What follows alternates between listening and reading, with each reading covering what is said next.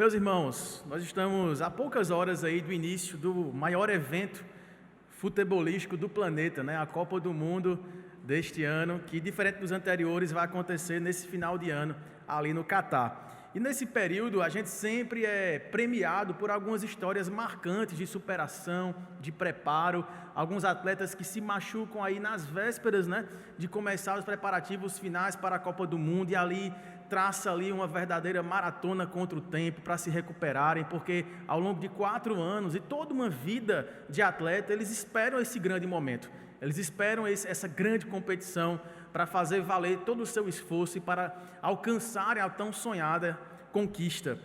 Isso nos faz lembrar algumas histórias também de outros eventos esportivos, né? E eu gosto bastante de acompanhá-los, em especial as Olimpíadas. Não sei se os irmãos relembram, mas houve uma história que marcou bastante mundialmente a história das Olimpíadas, quando aconteceu aqui em nosso país, ali em 2014, no Rio de Janeiro, né? 2 atletas maratonistas, elas tiveram que passar por uma grande provação ali, faltando algumas poucas voltas para se completar a maratona dos 5.000 metros, e uma delas, uma neozelandesa, deixa eu ver o nome dela aqui, a Nikki Ramblan, ela acaba se machucando, tropeçando ali, e quando ela cai, a americana que vinha atrás dela tropeça nela e cai por cima dela, né? A americana é a primeira a se levantar. A Nikki está lá com as mãos nos olhos, chorando já, pensando assim, né? Todo o meu esforço, toda a minha vida de preparação foi por água abaixo. Mas a americana para e levanta. E elas duas, chorando ali, tentam continuar. Só que a americana agora é quem sente mais dores. Deixa eu ver o nome dela aqui.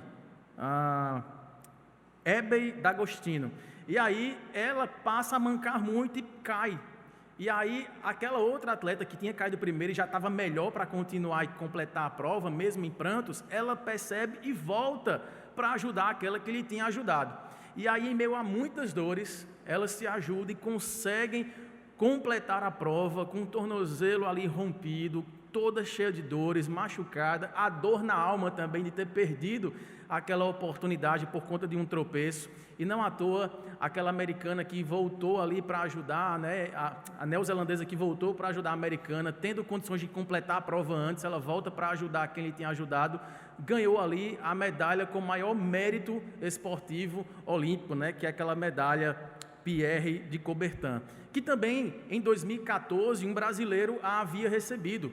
O Vanderlei Corrêa, vocês devem lembrar, aquele maratonista que estava correndo, acho que em Londres, né, 2004, e aí um ex-padre que estava vestido de palhaço, interrompe ali a finalização de sua prova, ele estava em primeiro lugar, e ele consegue se desvencilhar ali naquela reta final de maratona, e ele consegue, perseverança ali, terminar aquela prova em terceiro lugar, e depois ele recebeu essa medalha com maior mérito que se possa receber de um atleta olímpico, né? Essas histórias todas de superação, de perseverança, isso nos faz lembrar dessa principal virtude, talvez, que nós celebramos agora no finalzinho do mês de outubro, né? Quando relembramos a Reforma Protestante, porque um dos 5 pontos das chamadas doutrinas soteriológicas dos reformados, o último deles é a perseverança dos santos, que é tão bem compreendida por nós, aquela doutrina que diz respeito a, em meio ao sofrimento, às dificuldades, às lutas e às provações, nós temos a certeza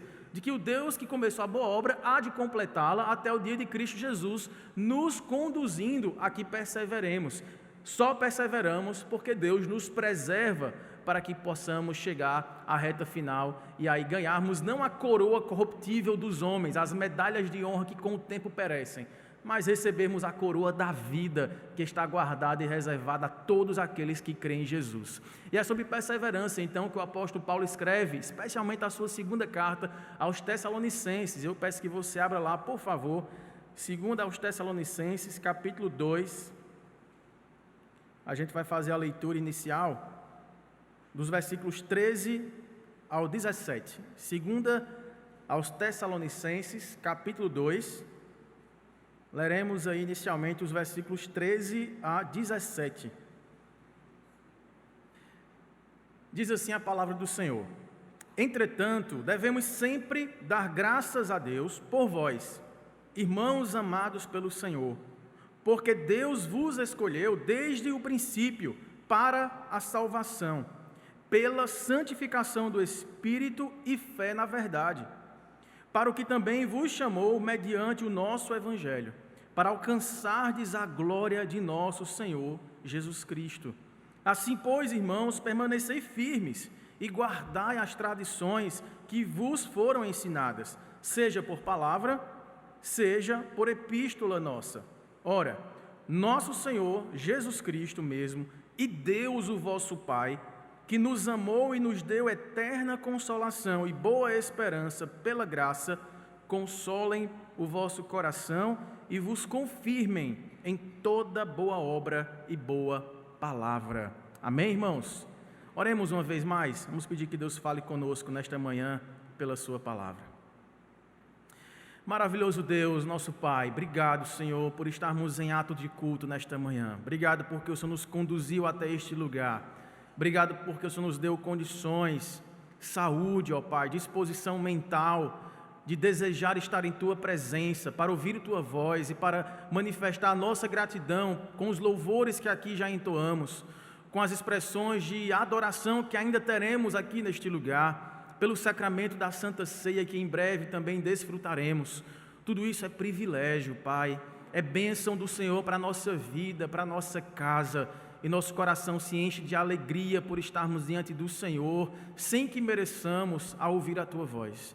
Que o Senhor possa, ó Pai, purificando-nos, capacitar-nos para que possamos ser bons recipientes, ó Pai, desta glória que flui do Teu trono de graça para inundar, para encharcar a nossa vida das virtudes que vêm do Senhor, em especial a perseverança. Como precisamos, ó Pai, que o Senhor nos fortaleça, para que em dias maus aprendamos a suportar o sofrimento, a fim de que a partir dele glorifiquemos a Ti, com a firme expectativa do que o Senhor reservou para todos nós, a glória que nos está reservada em Cristo Jesus. Em nome dele, ó Pai, e para a glória dele que nós oramos agradecidos. Amém e amém. Meus irmãos, nessa segunda carta aqui, em semelhança à primeira, Paulo está confirmando, por assim dizer, a salvação daqueles irmãos em celebração a Deus. Paulo está louvando a Deus, porque aqueles irmãos foram eleitos antes de existirem, e aqueles irmãos foram abençoados com a presença do Senhor, com o evangelho da salvação que lhes chegou por pregação e também por epístolas, como esta que Paulo se dirigia, e por todos os benefícios que essa salvação traz. Só que nessa segunda feita aqui, nessa segunda carta, Paulo está enfatizando essa exortação tanto para consolo, quanto para fortalecimento e convicção de continuidade da jornada cristã, perseverança.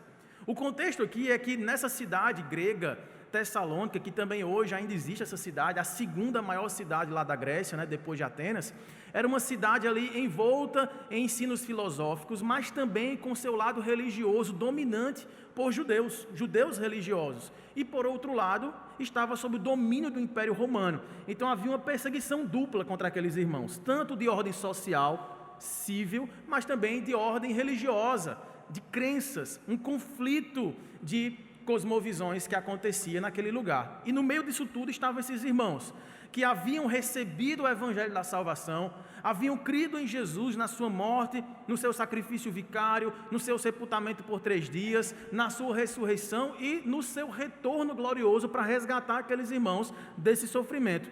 O problema é que, juntando essas misturas filosóficas e doutrinárias de judeus, de romanos que ali estavam, alguns falsos mestres, falsos profetas surgiram para dizer: olha, esse sofrimento todo de vocês só tem uma explicação. É que Jesus não vai voltar mais, ele já veio. E aqueles que não subiram com ele ficaram para trás. Então vocês estão esperando algo que não vai acontecer. Vocês perderam a vez.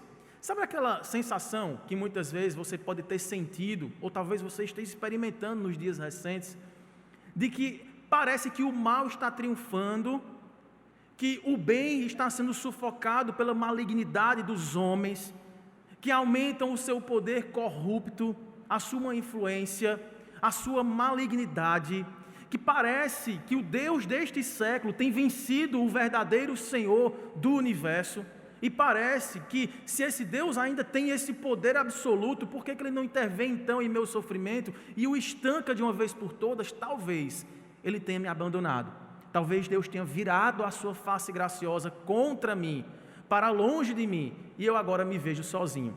era desse tipo de sensação contextualizado aos sofrimentos da época, que envolvia inclusive risco severo à sua própria vida, porque eram perseguidos de forma cruel pelo Império Romano. Aqueles irmãos olhavam para essa pregação e se desesperavam, porque pensavam ter sido esquecidos pelo Deus que um dia os achou perdidos e os trouxe à sua salvação. É por essa razão que Paulo escreve então essa segunda carta. Se os irmãos observarem o tipo de sofrimento que estava envolvendo esses irmãos, olhem para o começo do capítulo 2. Diz Paulo que, irmãos, no que diz respeito à vinda de nosso Senhor Jesus Cristo e à nossa reunião com Ele, nós vos encorajamos, nós vos exortamos, a que não vos demovais da vossa mente, não vos perturbeis, não confundais o pensamento de vocês com facilidade. Por quê? Quer por espírito ou por palavra, por epístola ou como se procedesse de nós, supondo tenha chegado o dia do Senhor. Isso não aconteceu ainda.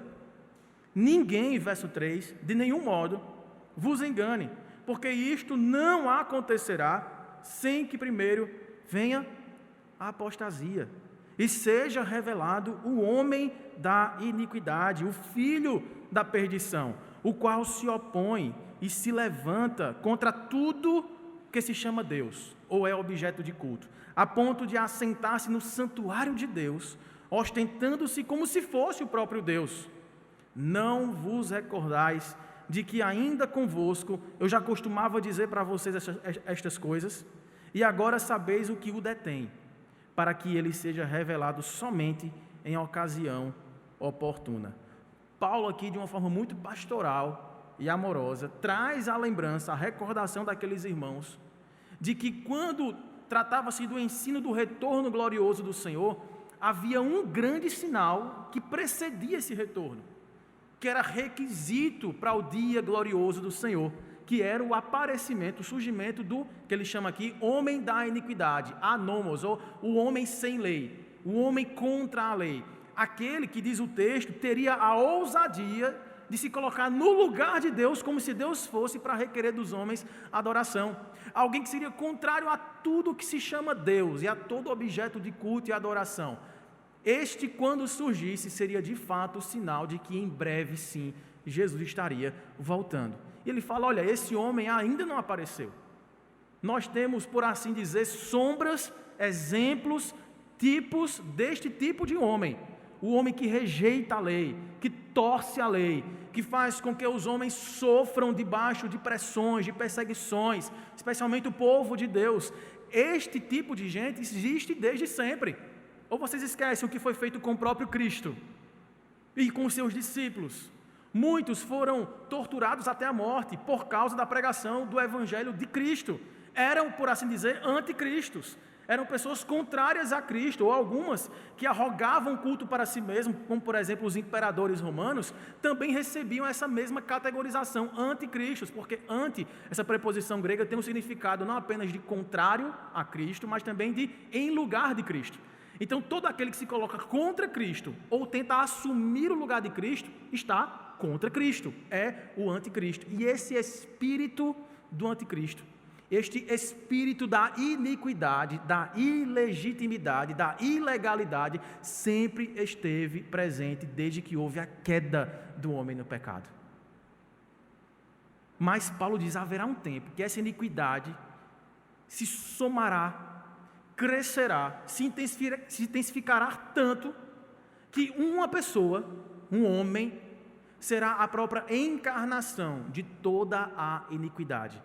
E assim como Satanás sempre busca fazer na imitação distorcida das obras de Deus, porque ele veio não para trazer vida, mas para matar, roubar e destruir, ele personificará, meio que encarnará alguém, imitando a encarnação de Cristo para receber a adoração dos outros.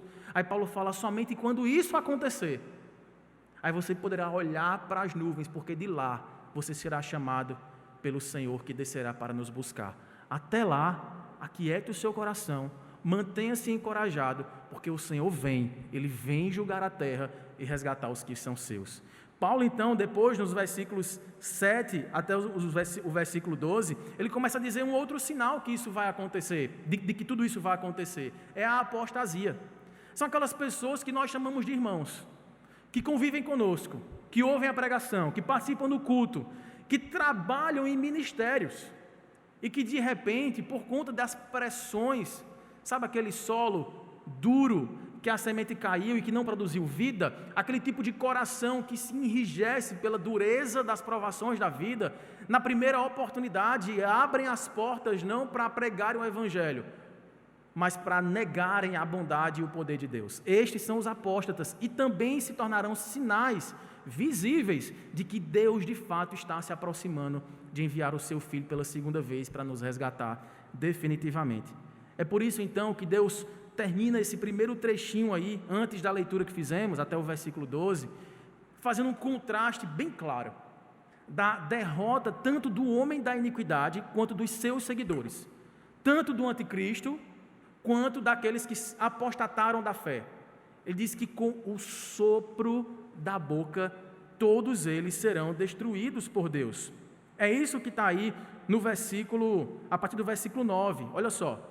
Ora, o aparecimento do iníquo é segundo a eficácia de Satanás, com todo o poder e sinais, prodígios da mentira. Ele vai imitar os milagres de Cristo, ele vai imitar poderes, pregações de Cristo, e com todo engano de injustiça, diz o verso 10, aos que perecem, ou seja, aos ímpios, aos que não são salvos, eles serão todos enganados, porque não acolheram o amor da verdade para serem salvos. É por este motivo, pois, que Deus lhe manda a operação do erro, para darem crédito à mentira, porque buscaram a mentira, a fim de serem julgados todos quantos não deram crédito à verdade, antes, pelo contrário, deleitaram-se com a injustiça. E a única coisa, irmãos, que detém esse espírito maligno de arrebanhar multidões, e de fato a gente vê a iniquidade dominante, não apenas regionalmente, pontualmente, em algumas nações como já vemos hoje, mas em todo o globo, o que o detém é de fato a presença da igreja no Espírito Santo aqui neste mundo, pregando o Evangelho, fazendo resistência do amor, da paz, da salvação, da graça, da justiça, da perseverança. Mas quando Cristo tirar a igreja daqui, e obviamente o Espírito Santo irá junto com a igreja para reinar pelos céus, e aí o caos tomará conta desse mundo. Mas não haverá tempo para tamanha destruição, pelo contrário, a destruição que virá será da boca do próprio Deus, que julgará a terra, santificará o mundo e trará novos céus e nova terra para reinarmos perpetuamente em plena justiça, paz e santidade. Mas enquanto isso não acontece, estão aí os versículos que lemos. Por isso que ele começa com essa conjunção adversativa aí, entretanto, ou seja, a despeito ou em contraste com esta derrota tremenda de Satanás e seus seguidores, haverá um triunfo glorioso para aqueles que em Cristo esperam. Não devemos temer, não devemos nos desesperar, não devemos perder a paz, a calma, o sono, pela sensação de perda de controle, pela sensação de que as coisas estão confluindo para um ponto de desavença, de contrariedade, de desequilíbrio social, de inverdades, de injustiças tomando proporções cada vez maiores. Não devemos perder o juízo. Entretanto, diz o apóstolo Paulo, verso 13, devemos sempre dar graças a Deus. Devemos sempre encher o nosso coração de gratidão. Devemos sempre transbordar pelos lábios e por nossos membros com ações e pensamentos, com palavras e planejamentos, colocar de forma expressa a todos que convivem conosco a extrema gratidão que nos transbordará em alegria perene, mesmo em meio a sofrimento. Essa é a marca da verdadeira igreja. Não é um povo levado de um lado para o outro, como um barco sem âncora, levado pelas ondas. Se é uma marolinha, você sorri. Se vem uma onda grande, você se desespera e arranca os cabelos. Nós estamos fincados numa âncora inabalável que não nos permitirá sermos naufragados, abandonados, destruídos, deixados ao leme desgovernado de uma história sem sentido. Não. Nós estamos firmados em Cristo e dele jamais ninguém nos arrancará. É para isso, irmãos, que a nossa vida é composta de fé em fé, e não pelo que vemos, e não pelo que sentimos, pelas percepções naturais que sim nos afligem, que sim nos deixam preocupados, que sim ligam o alerta, mas que devem nos levar a uma atitude contrária ao que se espera. Em vez de loucura desesperada, em vez de um aparente desgoverno do nosso próprio coração, tomando conta das nossas emoções, nos fazendo falar, imaginar e agir de forma precipitada, nos faça acalmar o nosso coração, olhando para o que Deus já fez e o que Ele prometeu continuar fazendo até o último dia, e isso deverá encher o nosso coração de gratidão. Gratidão, o melhor remédio para a ansiedade. Paulo continua dizendo: devemos sempre dar graças a Deus por vós. Ele diz: olha, irmãos amados pelo Senhor, você e eu não somos amados apenas por pessoas que, ao serem bem tratadas por nós, devolvem um favor agraciado, agradecido. Nós não somos apenas aquele tipo de pessoa que estamos numa maratona, cada um correndo em busca do seu alvo, sem ninguém que possa olhar onde tropeçamos e voltar para nos buscar em um ato raro de presteza e solidariedade em meio a uma competição. Nós somos amados, não apenas uns pelos outros, com nossos defeitos, com nossas virtudes. Somos amados pelo ser de perfeição. Olhe para você, você é digno do amor de Deus em você mesmo. Olhe para as suas fissuras de caráter, para as suas inconstâncias. Olhe para os momentos em que você, no seu coração, mesmo sem a coragem de expressar isso, duvida da presença de Deus abençoadora na sua vida, quando algo de terrível lhe acontece. E perceba, Deus sondando tudo isso, olhando tudo isso, sabendo tudo isso, não apenas tudo isso que vai acontecer ainda, as infidelidades, as nossas mentiras, os nossos deslizes, as nossas incredulidades que virão, Deus olhando tudo isso e falando assim: mas eu amo você. Você não é digno do meu amor, mas eu te amo. E nada, ninguém, nem você mesmo, por mais força que faça, vai mudar isso. Você é amado do Senhor. E nada, nem ninguém vai mudar esse status. Pode o mundo virar ponta cabeça. Pode você espernear, por Deus não atender de imediato os pedidos que você lhe tem feito. Deus continuará chamando você de filho, filha, amado, amada. Irmãos amados pelo Senhor, porque Deus vos escolheu. Não é um amor condicional, é um amor eterno. Olha só, Deus vos escolheu desde o princípio para a salvação, pela santificação do Espírito e fé na verdade. Vocês não foram eleitos para a salvação por força, por expressão das circunstâncias que levaram você a ouvir uma pregação e a crer nela. Foi antes da existência de tudo, quando somente havia Deus.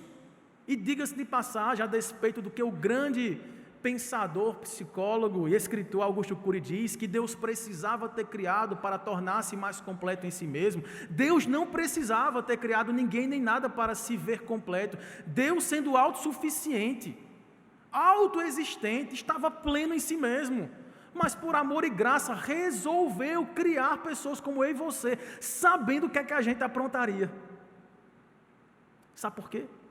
Porque nós fomos amados desde a fundação do mundo, ou antes da fundação do mundo. Fomos amados com esse intuito de sermos escolhidos para a salvação.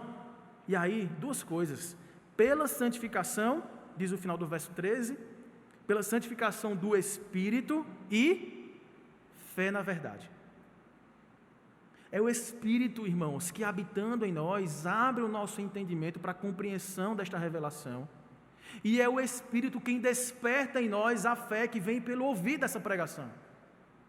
E essas duas coisas, a fé e a convicção de que nos chamou para a santificação, que vão nos trazendo conforto de saber a quem pertencemos, porque dele viemos e para ele existimos. Por isso que o verso 14 diz: para que também vos chamou mediante o nosso evangelho. Para o que, irmãos? Para alcançardes a glória de nosso Senhor Jesus Cristo.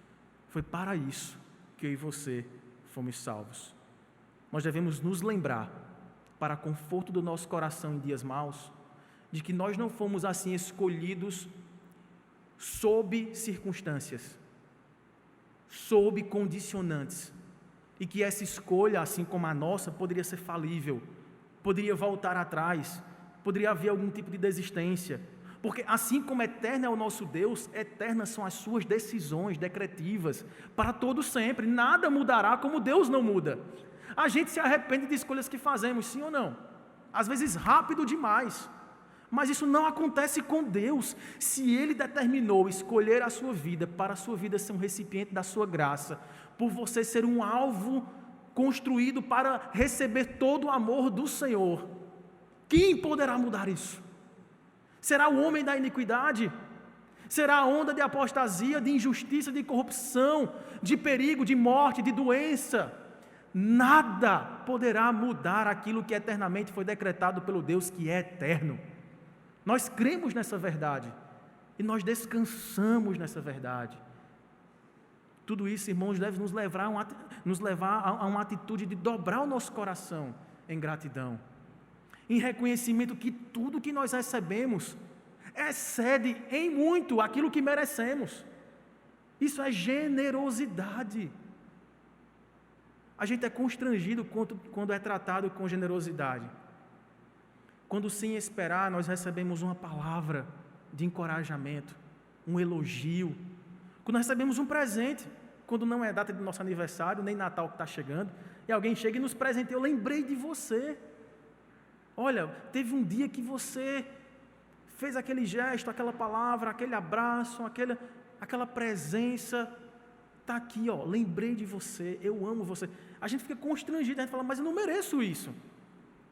Eu não mereço esse presente. Inclusive tem pessoas que têm dificuldade de receber presente. Não sei se você conhece alguém que é assim, que você chega para presentear um pai, um avô. Geralmente são pessoas assim, né, de mais responsabilidade, mais idade, pessoas que têm uma certa restrição em receber. Não, como se não merecesse aquilo. Constrange, incomoda. Imagine receber alguém inesperado e imerecido do Deus de perfeição, do Pai de amor eternal, que olhou para a minha vida sabendo o traste que eu seria, não poucas vezes, e disse: mas eu quero você, e eu vou levar você como meu filho, para você receber todo o meu amor incondicional. Isso deve acalmar o nosso coração, enchendo de gratidão. Em segundo lugar, irmãos, aí no versículo seguinte, o versículo 15, Paulo enfatiza um outro meio de nós permearmos nossa jornada com perseverança. É que nós devemos lembrar, para além de saber que fomos destinados para essa glória eterna, devemos lembrar que Deus nos chamou para estarmos firmados na palavra da verdade. Nós somos chamados, em meio às inconstâncias, às volatilidades do dia a dia, das circunstâncias mutáveis a todo tempo. Aliás, né, até a propaganda, vinheta de uma das rádios mais conhecidas do Brasil: em um segundo tudo pode mudar. De fato, mas em meio a toda essa mutabilidade das coisas que nos cercam, nós devemos lembrar que nós estamos firmados na palavra verdadeira, na palavra da verdade. Assim, pois, irmãos, verso 15, permanecei firmes e guardai as tradições que vos foram ensinadas, seja por palavra, seja por epístola nossa. Está aqui, irmãos, o dever da salvação. A salvação é um presente, mas ela traz para nós uma responsabilidade. A salvação é uma dádiva, mas ela nos encaminha a um dever, e o dever é permanecermos firmes na palavra de Deus. Veja que esse versículo 15 aqui, ele faz um contraste daquele que lemos, o versículo 10.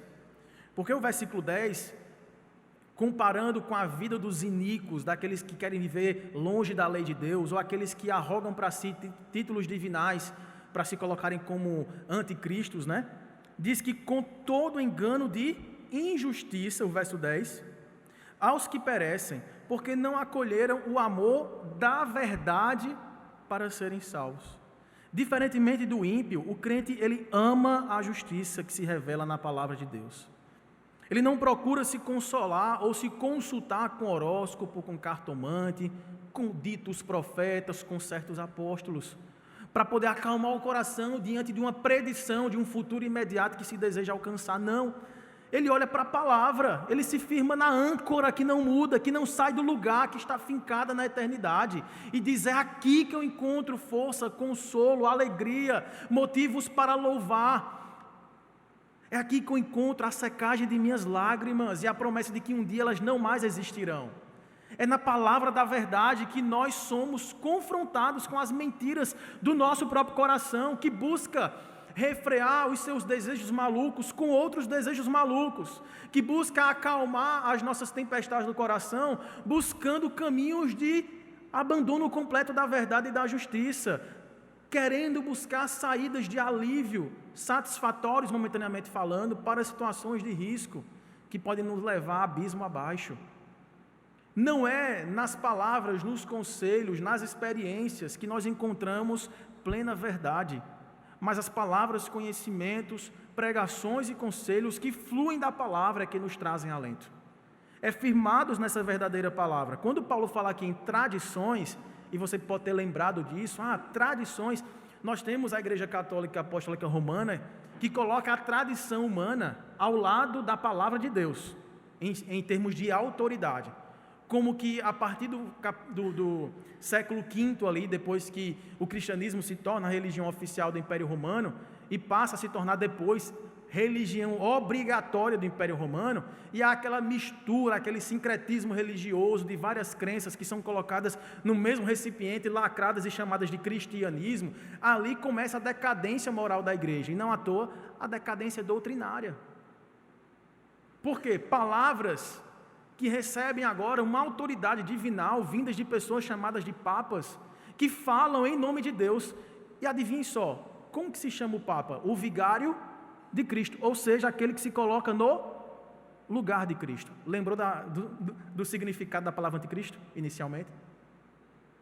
E quantas pessoas não conseguem perceber os conflitos que existem entre papas e papas, que trazem as suas bulas papais dizendo uma coisa, aí vem outra e diz o que esse papa disse. Ambos estavam inspirados, ambos falaram em nome de Deus. Alguém está errando aí nessa conta. Quando Paulo fala aqui de tradições, ele não está se referindo a algo que viria a acontecer 4 séculos depois. E ele também não estava se referindo às tradições dos religiosos da época, da igreja dominante da época, por assim dizer, da igreja judaica, dos fariseus, dos escribas, que tinham a lei de Moisés por admiração, mas que traziam as interpretações da lei de Moisés através de tradições orais, e assim passava de geração em geração, a ponto de Jesus, no seu grande sermão do monte, dizer: vocês ouviram o que foi dito, amai os seus irmãos, seus amigos, aqueles que vos amam, e odiai os seus inimigos. Onde foi dito isso no Antigo Testamento? Pelo contrário, lá em Levítico capítulo 19, amai ao próximo assim como você ama a si próprio. Quando Jesus está ali falando, vocês ouviram o que foi dito, eu porém vos digo, ele está corrigindo este tipo de tradição também, dos intérpretes e pregadores da lei de Deus, que distorciam o texto e colocavam o povo em conflitos, em confusões mentais. Quando Paulo então fala de tradições, vocês ouviram as tradições, ele está se referindo, quando ele coloca tradição e epístolas, palavra pregada, palavra escrita, vinda dos apóstolos, que era isso que ele fazia. Foi assim que ele fundamentou o Evangelho de Cristo, espalhando cartas às igrejas do Novo Testamento. Embora não pudesse, muitas vezes, presencialmente estar lá, pregando, verbalizando, ao vivo e a cores, por assim dizer, o Evangelho, ele verbalizava por escrito o Evangelho enviando epístolas. Então, seja por tradição da pregação, da oralização, da pregação apostólica que vocês ouviram, seja pelo escrito, pelo registro escrito dessas pregações, vocês precisam fincar o seu coração nesta palavra da verdade. Quando nós falamos assim, irmãos, não estamos aqui tecendo uma crítica aleatória e sem sentido a qualquer que seja a tradição. Sabe por quê? Porque dentro do evangelicalismo brasileiro nós temos nossas tradições equivocadas também, sim ou não? E muitos dizem, não, mas eu cresci, eu sou da 5ª, 6ª, 7ª, 8ª geração da igreja tal, igreja evangélica tal, e eu aprendi que isso aqui pode, isso aqui não pode, isso aqui pode, isso aqui não pode. E você diz, mas qual é o fundamento na palavra da verdade? A pessoa fala assim, não, mas eu aprendi assim, vou morrer assim, aquele cântico lá de Gabriela, né? E nós devemos dizer, não é do jeito que a gente ouve por aí. É aquilo que foi fundamentado como verdade inspirada, que está registrado nas Escrituras Sagradas, até porque não temos nenhum apóstolo vivo hoje para verbalizar uma tradição. Nós a temos registrada para a nossa edificação. Por fim, irmãos, nós devemos orar para que o Senhor confirme a nossa fé. Então, 3 meios pelos quais nós inflamamos o nosso coração em um desejo e uma decisão de continuarmos resolutos ali a completarmos nossa carreira. Primeiro, lembrando que fomos destinados à glória sem que merecêssemos, fomos amados eternamente pelo Senhor. Segundo, firmando a nossa fé na palavra da verdade, não no que ouvi dizer, no que eu acho, no que eu sinto, mas no que Cristo diz, no assim diz o Senhor. E por fim, orando para que, de fato, Deus confirme nossa fé através do nosso bom testemunho. Os versos finais aí do texto, versos 16 e 17, nos dizem assim: Ora, nosso Senhor Jesus Cristo mesmo, e Deus o nosso Pai, que nos amou e nos deu eterna consolação e boa esperança pela graça, consolem o vosso coração e vos confirme em toda boa obra e em toda boa palavra. Paulo termina então esse 2º capítulo dessa carta fazendo uma oração. Ele ora a Deus o Pai e ele ora a Jesus Cristo, ao Senhor Jesus Cristo, pedindo a eles, que muito nos amou e que nos deu eterna consolação, esperança e graça, que o quê? Consolem, confortem, acalmem o nosso coração e nos confirmem em toda boa obra e em toda boa palavra. E essa oração aqui, claramente, é pelos frutos da salvação. Primeiro nós começamos com o propósito da salvação, depois nós vimos o dever da salvação.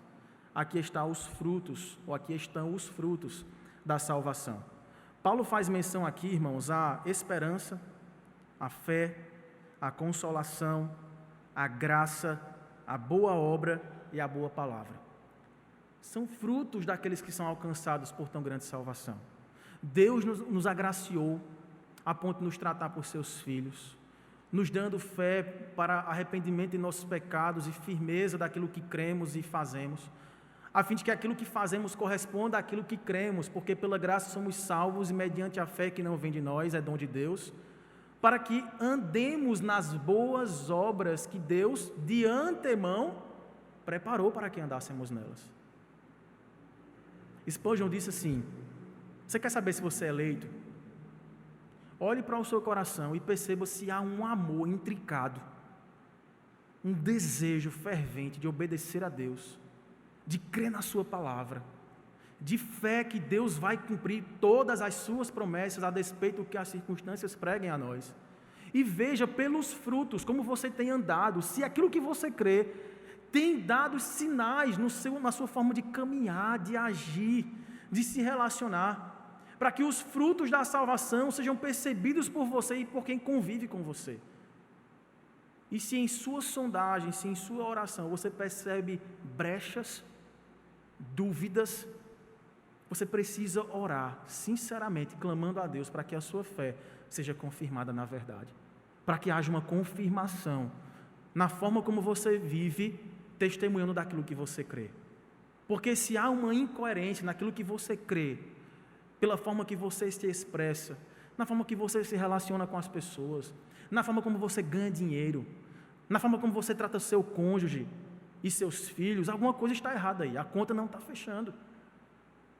Isso não significa impecabilidade agora, perfeição cristã, embora pregada por John Wesley, o grande pregador avivalista inglês do século XVIII, ele cria que se nós de forma metódica, né? Por isso que ele fundou o metodismo, né? A igreja metodista. De forma metódica, nós estabelecemos uma rotina assim, constante, de práticas espirituais, disciplinas espirituais, nós alcançaríamos ainda aqui, nesta atual dimensão, uma perfeição cristã, a ponto de não pecarmos conscientemente, pecarmos sem percebermos. Apesar desse pensamento dele, um grande homem de Deus, a Bíblia diz que enquanto estivermos aqui, enfrentaremos a nossa natureza caída, que está sendo reerguida e que só ficará de pé definitivamente quando Cristo nos vir buscar ou nos chamar para estar com Ele, aguardarmos a ressurreição dos mortos. Mas até esse dia chegar, nós conviveremos com nossas fissuras de caráter, com nossas inconstâncias de pensamento, com nossas falhas de nos relacionarmos uns com os outros e de crermos nas promessas de Deus. Quantas vezes nós não temos crises espirituais de frieza, que nos levam muitas vezes à indiferença e até mesmo à falta de fé? Jesus falou para os seus discípulos: vocês são homens de pequena fé. Se vocês tivessem uma fé do tamanhozinho de um grão de mostarda, você diria: monte, se lance no mar, e o monte, brum, dava um mergulho no mar. Olha o tamanhozinho da fé, olha o que ela é capaz de fazer. Eu fico, meu Deus, se a fé daqueles homens era menorzinha do que um grão de mostarda, imagine a minha. Apesar disso, Deus usa a pequeniníssima fé que há no nosso coração, porque foi dádiva dele mesmo, e foi ele mesmo que prometeu desenvolvê-la para a sua glória e para nosso crescimento, porque é Deus quem age em todas as coisas, para fazer com que desejemos o bem e façamos o bem. Não foi isso que Paulo falou em Filipenses, capítulo 2, se você puder voltar, na verdade, um pouquinho aí, para as cartas anteriores. Filipenses capítulo 2, versículos 13, na verdade 12 e 13.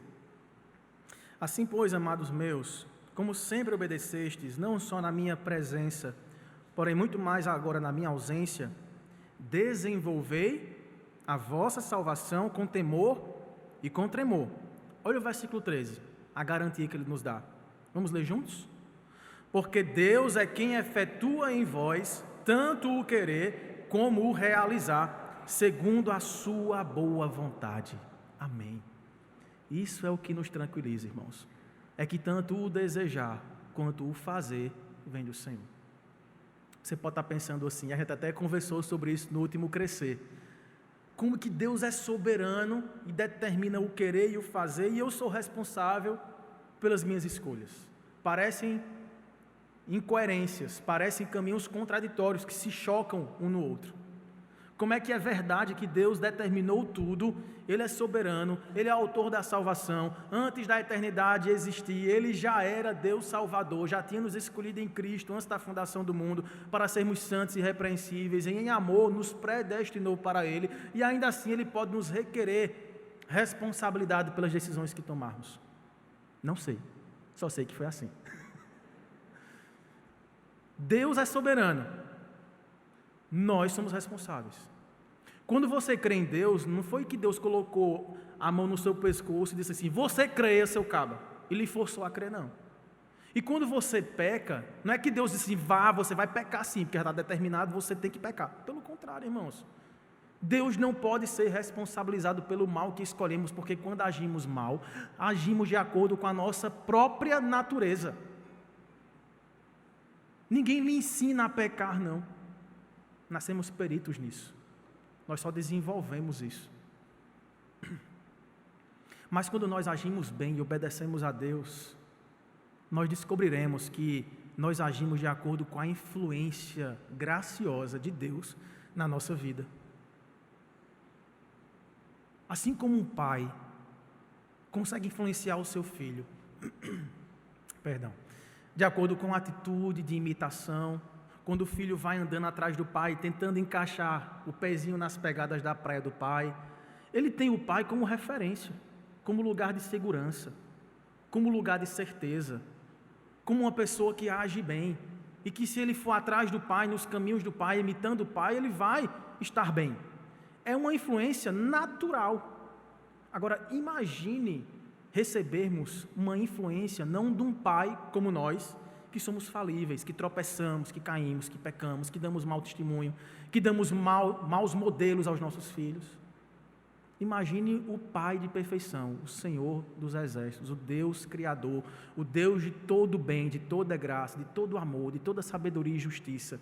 Como não nos fará uma influência tão generosa a ponto de nós conseguirmos obedecê-lo e imitarmos suas pegadas? Que tal influência que Deus nos dá para que nós obedeçamos e vivamos de acordo com o propósito que Ele estabeleceu para nós? De uma forma que quando eu peco e quando você peca, quando eu nego Jesus na vida, quando você nega Jesus na sua vida, nós estamos agindo ainda de acordo com nossa velha criatura, com o velho homem e com a velha mulher que ainda está sendo crucificada e ainda será de uma vez por todas redimida. Mas quando nós obedecemos, quando nós resistimos o dia mau, quando nós dizermos não a propostas tentadoras que nos afastariam de Deus e uns dos outros, quando nós acertarmos o alvo, nós devemos dar glória a Deus, porque sabemos que isso é fruto de uma ação de influência generosa, grandiosa, do Deus de toda bondade que está em nós, mortificando nossa velha natureza todos os dias e renovando essa nova natureza divinal que nos fará a cada dia mais assemelhados com Ele mesmo. No final das contas, nós olharemos para o nosso Pai e diremos assim: nós hoje estamos muito mais parecidos contigo do que ontem. Essa é a perspectiva, essa é a expectativa que nós devemos nutrir em nosso coração. Olharmos para as circunstâncias que nos cercam e dizer assim: como que essas circunstâncias me ajudam no espelhamento do meu caráter renovado para com Cristo?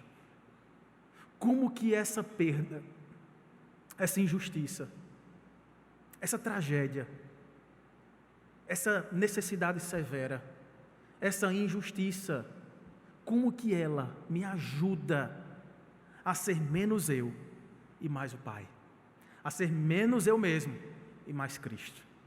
Este é o propósito para o qual fomos chamados. Sabe por quê? Porque Cristo ainda não veio, mas quando Ele vier, seremos como Ele. Seremos feitos impecáveis como Cristo o é. E isso é o que deve acalentar o nosso coração em dias tenebrosos, nebulosos, confusos, que estão por vir, que você já experimentou e que você ainda vai experimentar, porque no mundo nós teremos aflições, mas devemos ter bom ânimo, Cristo venceu. Maravilhoso Deus, nosso Pai, obrigado, Senhor, por Tua palavra que nos consola, que nos confronta, que nos encoraja, que nos lembra quem nós éramos e como fomos amados pelo Senhor de forma imerecida, eterna e incondicional. Nos ajude a afirmarmos nossa vida, ó Pai, na fé que vem da Tua palavra, nos ensinos da justiça, do amor, da equidade, do equilíbrio, não da contenda, da discórdia, do desamor, do desespero, não da briga, da violência, não da desunião, mas da unidade, do propósito central de vivermos para a Tua glória e de fazermos com que o Senhor seja visto em nós todos os dias. Ó Deus, como a Tua palavra nos diz, que o Senhor seja servido, ó Pai, em afetar os nossos desejos, em influenciar a nossa volição, em nos capacitar a realizarmos a boa obra que o Senhor nos chamou a fazer. Ó Deus, que o Senhor possa nos fortalecer nesta manhã e que vivamos não apenas de palavras, vivamos de fé e de obras que glorifiquem ao Senhor. Oramos agradecidos em nome de Jesus. Amém.